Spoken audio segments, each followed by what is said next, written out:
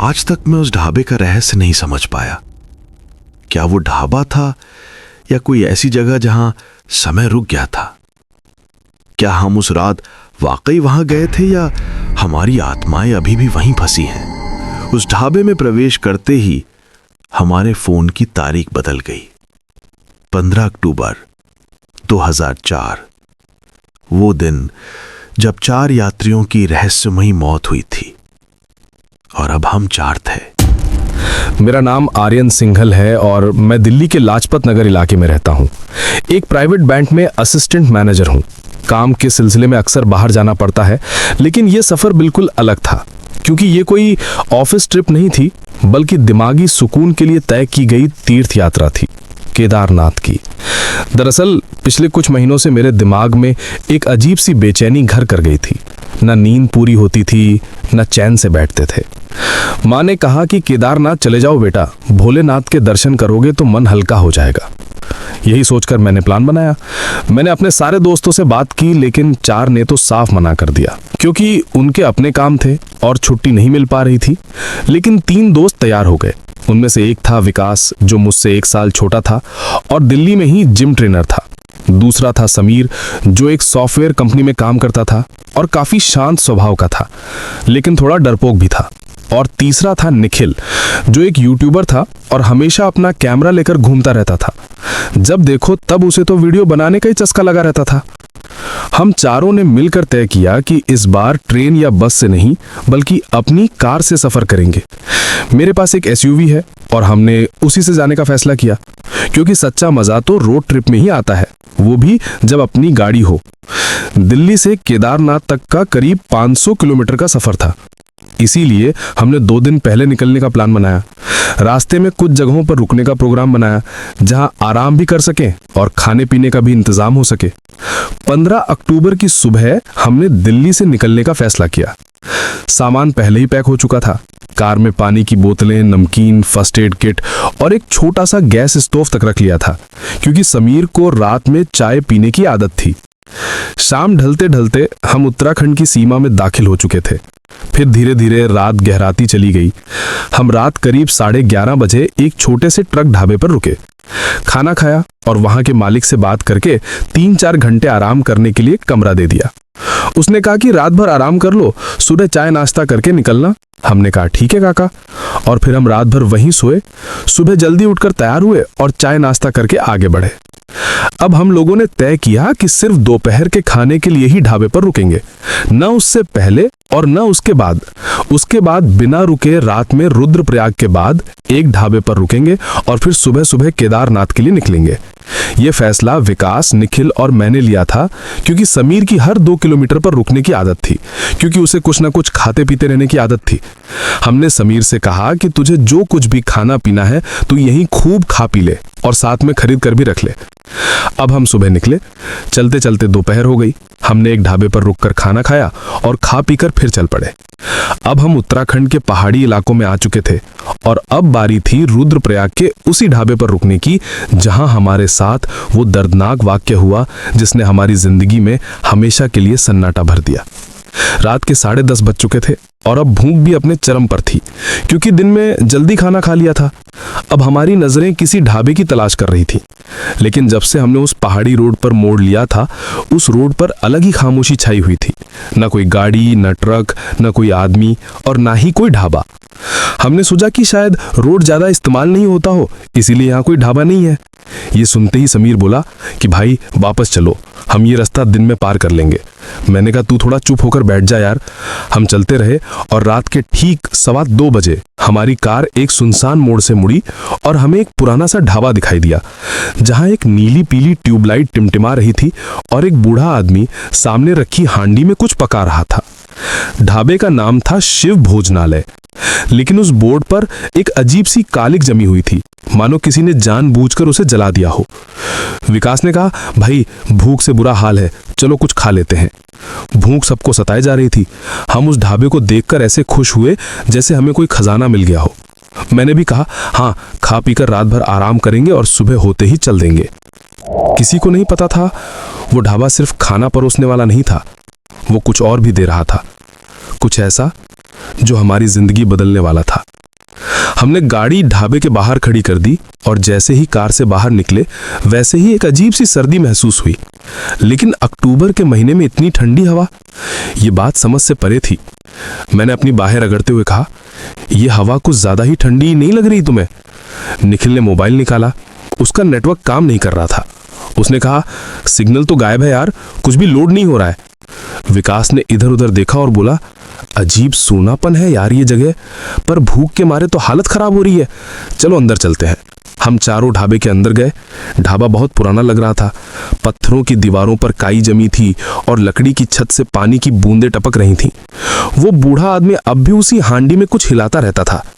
मैंने मुस्कुराते हुए कहा, नमस्ते चाचा। उसने गर्दन उठाकर हमें देखा। उसकी आंखें लाल थीं और चेहरा ऐसा लग रहा था जैसे सदियों से धूप न देखी हो। उसने धीरे से कहा, नमस्ते बाबूजी, बैठिए, खाना तैयार है। हमने कोने वाली टेबल पकड़ी और बैठ गए। ढाबे में और कोई नहीं था, सिर्फ हम और वो बूढ़ा आदमी। समीर ने पूछा, चाचा क्या बना है? चाचा ने जवाब दिया, गर्मा गर्म राजमा चावल और आलू की सब्जी तैयार है और छाछ भी है अगर चाहो तो। भूख वैसे भी जोरों की लगी थी तो हम सब ने हाँ कर दी। चाचा धीरे धीरे कदम रखते हुए किशोरी की तरफ चले गए। निखिल ने फुसफुसाकर कहा, कुछ अजीब सा नहीं लग रहा है यार, ये जगह, ये चाचा, सब कुछ बासी और डरावना लग रहा है। विकास ने मजाक करते हुए कहा, अरे चुप कर, यहाँ भूख लगी और तू अपने वीडियोस के चक्कर में अभी भी यही सोच रहा है कि कुछ हॉरर क्लिप मिल जाए तुझे। इतने में चाचा 4 थालियों में खाना ले आए, लेकिन उनके शरीर से बहुत ही अजीब सी बदबू आ रही थी, जैसे सड़ा हुआ मांस हो। लेकिन खाना देखकर थोड़ी राहत मिली, गर्मा गर्म सुगंध और स्वाद भी एकदम देसी। मैंने कहा, वाह चाचा, खाना तो जबरदस्त है। लेकिन चाचा मुस्कुराए नहीं, बस सर झुकाकर वापस चले गए, जो कि थोड़ा अजीब लगा, जैसे मेरी तारीफ का कोई असर ही ना हुआ हो। मैंने मन ही मन सोचा, खैर छोड़ो, भूख लगी है, खाना खाते हैं। खाना खाते वक्त अचानक समीर ने कहा, तुम लोगों को भी खाने से कुछ अजीब सी गंध आ रही है? हमने सूंघा लेकिन कोई खास बात नहीं लगी। लेकिन समीर ने 2 कौर खा के थाली हटा दी और बोला, मुझे नहीं खाना, कुछ गड़बड़ है यार। हमने उसे डांटा, भूख नहीं है तो मत खा, पर डराने वाला अभिनय मत कर। लेकिन उसकी ये बात सोचने पर मजबूर कर रही थी, क्योंकि बिल्कुल भी भूखा न रहने वाला आदमी आज सिर्फ गंध की वजह से थाली छोड़कर उठ गया था। निखिल ने कहा, मैं तो वीडियो बना रहा हूँ, ये लो, एकदम रात के 2:15 बजे का हॉन्टेड ढाबा, राजमा चावल स्पेशल। और वो हंस पड़ा। हम बाकी तीनों ने खाना खत्म किया। समीर बाहर चला गया था हाथ मुंह धोने। तभी अचानक ढाबे के पीछे से कोई बच्चा दौड़ता हुआ आया और ढाबे के अंदर चला गया। हम सब चौंक गए। बच्चा, और वो भी इतनी रात को, इतने सुनसान इलाके में जहां एक चिड़िया तक नहीं है। मैं उठकर बाहर गया और समीर से पूछा, समीर, तूने देखा क्या? कोई बच्चा गया अंदर? उसने सिर हिलाया, नहीं यार, मैंने कुछ नहीं देखा। मैं वापस आया तो निखिल खड़ा था और उसका चेहरा सफेद पड़ गया था। उसने कहा, आर्यन, वो बच्चा दिखा मुझे, पर उसका चेहरा नहीं था। मैंने पूछा, मतलब? उसने धीरे से कहा, उसका चेहरा ही नहीं था, खाली, एकदम सफेद। हम सब सहम गए। विकास बोला, अरे पागल हो गया है क्या तू? निखिल कांप रहा था। उसने कैमरा दिखाया लेकिन वीडियो में कुछ नहीं था, सिर्फ हल्की सी छाया सी दिख रही थी, पर बच्चा नहीं। मैंने कहा, भूत प्रेत कुछ नहीं होता यार, चलो अब पैसे देकर निकलते हैं। समीर ने कहा, हाँ चलो जल्दी निकलते हैं, मुझे भी कुछ ठीक नहीं लग रहा है। हम चाचा के पास पहुंचे जहां वो खाना बना रहे थे, लेकिन चाचा वहां नहीं थे और पूरी जगह एकदम खामोश थी। ढाबा जो कुछ मिनट पहले जीवंत और गर्म लग रहा था, अब वो सुनसान सा लग रहा था। हमने आवाज लगाई, चाचा पैसे लेने आओ, लेकिन कोई जवाब नहीं। विकास ने कहा, चलो टेबल पर पैसे रख देते हैं और निकलते हैं, माहौल ठीक नहीं लग रहा। मैंने हाँ में सिर हिलाया। जैसे ही हम कार के पास पहुंचे वैसे ही ढाबे की लाइटें एकदम बुझ गईं। वहां अब घना अंधेरा छा गया था। समीर चिल्लाया, भागो यार, भागो यहां से। हम सब दौड़कर कार में घुसे। मैंने चाबी घुमाई लेकिन कार स्टार्ट ही नहीं हो रही थी। 3 बार कोशिश की लेकिन इंजन खड़खड़ाया और वापस चुप हो गया। निखिल पीछे मुड़ा और चिल्लाया, देखो वो बच्चा फिर से आ गया। हमने मुड़कर देखा, एक छोटा बच्चा वहीं बिना चेहरे वाला कार के ठीक पीछे खड़ा था। हाथ में एक टूटी हुई गुड़िया थी। वो हमें देख रहा था, या शायद नहीं भी, क्योंकि चेहरा तो था ही नहीं उसका। समीर बेहोश हो गया। निखिल दरवाजा खोलकर भागा, लेकिन जैसे ही उसने ढाबे की तरफ कदम बढ़ाया, ढाबा गायब हो गया, जैसे ढाबा कभी वहां था ही नहीं। हाँ, एकदम गायब। वहां बस खुला मैदान, घास और कुछ नहीं था। विकास और मैं एक दूसरे को देखकर कांपने लगे। ये क्या था यार, ये क्या है? हमने समीर को उठाया, पानी डाला, उसे होश में लाए, लेकिन वो चीख रहा था, वो मुझे ले जाएगा, मैंने देखा है उसे, उसने कहा था कि तुम सब यहीं रह जाओगे, वो अब हमें यहाँ से जाने नहीं देगा।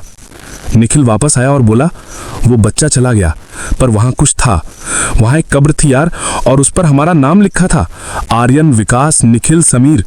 मैंने कहा, तू पागल हो गया है क्या? उसने कहा, नहीं यार, मैं सच कह रहा हूं, तू खुद चलकर देख ले। मैंने समीर से कहा कि तू कार में ही बैठना, हम देख कर आते हैं। उसने कहा, नहीं, मैं भी तुम्हारे साथ चलूंगा, मैं यहाँ अकेले नहीं रहूंगा। मैंने कहा, ठीक है चल।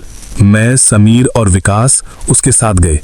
जहां ढाबा था वहां सिर्फ एक पुरानी टूटी हुई कब्र थी और उस पर धुंधले अक्षरों में लिखा था, यहाँ वो 4 लोग सोते हैं जो भूख के मारे मौत का खाना खा बैठे। हम तीनों, मैं, विकास और समीर, उस पुरानी टूटी हुई कब्र को देख रहे थे और निखिल वहीं घुटनों के बल बैठा हुआ था। हवा में अजीब सी गंध थी, जैसे पुराने खून और सड़े हुए फूलों की मिलीजुली बदबू। कब्र पर लिखे शब्द अब पहले से ज्यादा साफ दिख रहे थे, जैसे किसी ने अभी अभी उन्हें कुरेदा हो। यहाँ वो 4 लोग सोते हैं जो भूख के मारे मौत का खाना खा बैठे। विकास कांपती आवाज में बोला, हमारे नाम? ये पहले तो इतने साफ नहीं थे। निखिल धीरे से बोला, उसने कहा था जो खाना खाएगा वो यहीं रहेगा, उसने कहा था। समीर की हालत सबसे ज्यादा खराब थी, उसका चेहरा सफेद पड़ गया था और वो मेरी बाहों को जकड़े हुए बोल रहा था, हमें यहां से भागना है आर्यन, अभी इसी वक्त, नहीं तो कुछ बहुत बुरा हो जाएगा। मैंने समीर को कसकर पकड़ा और बोला, चल वापस गाड़ी के पास चलते, देखते अब स्टार्ट होती है नहीं। हम चारों तेजी से वापस गाड़ी की तरफ भागे, लेकिन वो जगह अब वैसी नहीं रह गई थी। कार वहीं खड़ी थी, पर अब उसके चारों तरफ घनी धुंध छा चुकी थी और वो बूढ़ा आदमी जो ढाबे पर था अब कार के बोनट पर बैठा हुआ था, चेहरा झुका हुआ, बाल बिखरे हुए और उसकी आंखें अब पूरी तरह काली हो चुकी थीं। हम सब वहीं रुक गए। मेरे पैर वहीं जम गए थे जैसे किसी ने जमीन में गाड़ दिया हो। निखिल ने कैमरा निकाला, पर स्क्रीन काली थी। समीर पीछे हटने लगा, लेकिन वो बूढ़ा आदमी धीरे से मुस्कुराया और बोला, जा रहे हो? पेट तो भर गया ना? उसकी आवाज में अब इंसानियत नहीं थी, बल्कि एक कर्कश गूंज थी, जैसे किसी गुफा के भीतर से आ रही हो। उसके होठों से टपकता लाल खून जैसा तरल पदार्थ साफ दिख रहा था। वो धीरे धीरे बोनट से उठा और चलकर हमारी तरफ बढ़ने लगा। हमने पलटकर दौड़ लगाई। अंधेरे में बिना दिशा देखे हम भागते रहे। पीछे से किसी की सीटी सुनाई दे रही थी। हाँ, सीटी, लेकिन वो इंसानी नहीं थी, एकदम बेसुरी, और वो हवा में फैल रही थी जैसे किसी आत्मा की हंसी। विकास गिर गया। मैंने और निखिल ने उसे उठाया। तभी एक पेड़ की ओट से वही बच्चा बिना चेहरे वाला हमारी तरफ भागता हुआ आया। उसकी टूटी हुई गुड़िया अब हंस रही थी। हाँ, गुड़िया हंस रही थी। गुड़िया की आंखों से खून बह रहा था। विकास ने चिल्लाकर कहा, ये सपना है, सपना है ये। मैंने उसे जोर से थप्पड़ मारा और कहा, सपना नहीं है बेवकूफ, देख अपनी सांसों की गर्माहट, यह हकीकत है। हम जैसे तैसे उस कच्चे रास्ते से भागते हुए किसी पक्की सड़क पर निकल आए और तभी अचानक हमारे मोबाइल में नेटवर्क आ गया। निखिल ने जीपीएस खोला। हम रुद्रप्रयाग से करीब 10 किलोमीटर दूर थे, लेकिन सबसे बड़ी बात यह थी उस जगह का नाम कुछ और ही था, भूत ग्राम। लेकिन मैंने ये नाम पहले कभी नहीं सुना था। तभी एक ऑटो वाला सामने से आता हुआ दिखाई दिया और हमने उसे रोकने की कोशिश की। उसने गाड़ी रोक दी, लेकिन जैसे ही हमने उससे शिव भोजनालय का नाम लिया, उसके चेहरे का रंग उड़ गया। उसने कहा, उधर मत जाना साहब, वहां 15 साल पहले एक ढाबा था जिसमें 4 लोग एक ही रात में मर गए थे और तब से वो जगह शापित मानी जाती है। ऐसा कहते हैं कि वो ढाबा आज भी रात में खुलता है और जो वहां खाना खाता है वो वहीं उनका साथी बन जाता है। कहीं आप भी तो? हम सब एक दूसरे की तरफ देखने लगे, जैसे वक्त वहीं रुक गया हो। हमने ऑटो वाले से कहा कि हमें किसी होटल तक छोड़ दे और किसी भी कीमत पर वापस उस रास्ते पर नहीं जाना है। उसने कहा, क्या आपने वो खाना खाया है? हमारी खामोशी देखकर वो सब समझ गया और कहा, साहब, जो आपने खाना खाया वो खाना नहीं बल्कि मरे हुए इंसान का मांस था। उसकी ये बात सुनते ही हम सन्न रह गए, लेकिन मैंने कांपते हुए कहा, लेकिन खाते टाइम ऐसा कुछ भी नहीं लगा। उसने कहा, वो सब भ्रम था, आप उसके बनाए हुए जाल में फंस चुके थे। फिर उसने पूछा कि आप लोग कहाँ से आए हैं? तो हमने सारी बातें बताईं और कहा, लेकिन हमारी कार तो वहीं रह गई। उसने कहा, अब आप गाड़ी भूल जाइए क्योंकि वो नष्ट हो चुकी होगी और आप मेरे घर चलिए।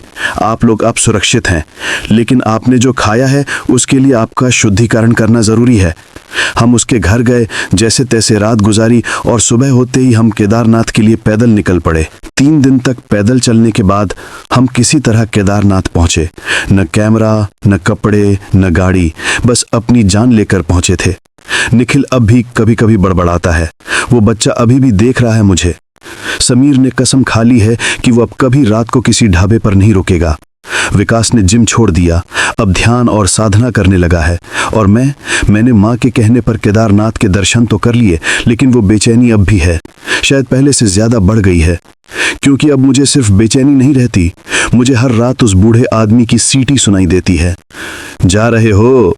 पेट तो भर गया ना, अब बारी है तुम्हारी।